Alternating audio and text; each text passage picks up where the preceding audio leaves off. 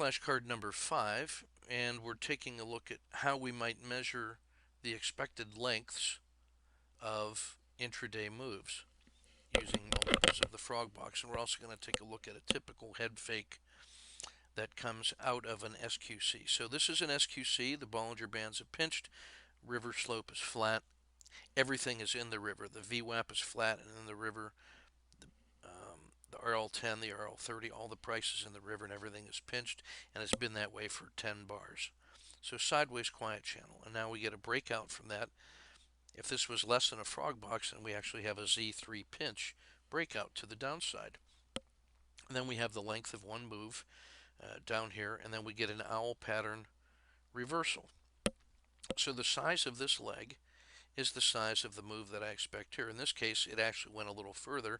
It gave a little bit more, and it got back to the VWAP where it halted. Or if we just extended the Bollinger Band mean across, it got back to fair value here. If this doesn't fail, then I simply take the size of this block, and I think that's the size of the next block. So the green boxes are identical in size here.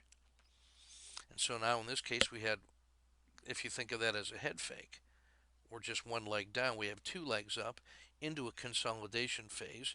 And now this little pullback comes to the rising Bollinger Band mean, but it's only 50% of the size of the green box.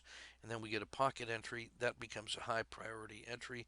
Bang, we get another one. And again, the size of the green box is the size of the green box is the size of the green box. That only comes up one, and so now when it rolls over, I feel like this was two legs up, pause, one leg up, it's running out of steam, and then I'm not surprised when this becomes the crocodile river, that sideways chop that doesn't give you an opportunity to get much. And now what we're doing is we're stalking the crocodile river for the Z3 pinch and looking for breakouts of that. So between these sideways quiet channels, I'm never surprised when I see a short move in one direction and then a reversal with a twice the size move in the other direction.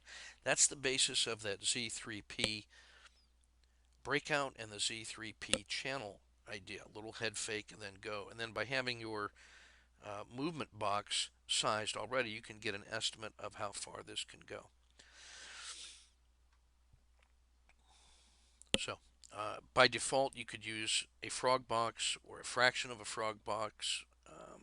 That my preference is about 0.7 of a frog box, especially on a double bottom. I like to hang that off the bottom and then get an entry in here somewhere if I'm not already in because of the owl and the 1, 2, 3 and the RLXD pocket entry.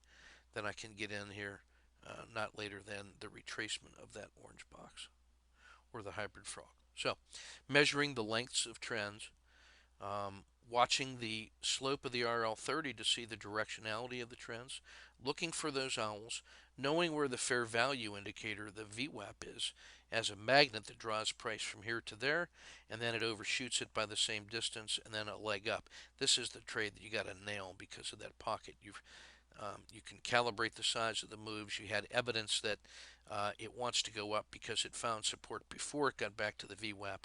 The RL270 is rising. This is a trade you have to nail with a tight stop. So beware the crocodile river. Measure the lengths of those moves. Have realistic expectations. Each of these boxes is the distance that the traders can move price before they start running out of gas. And then when they consolidate, that's when their enthusiasm is waning. So that's how far they can move. That's how you get a realistic estimate of the size of the intraday moves, which typically occur in legs. I think if I'm in the frog, that's a little frog jump. Jump to a lily pad. Jump to a lily pad. Resting. Jump to the next lily pad. Resting. And so forth. So measuring the length of intraday moves.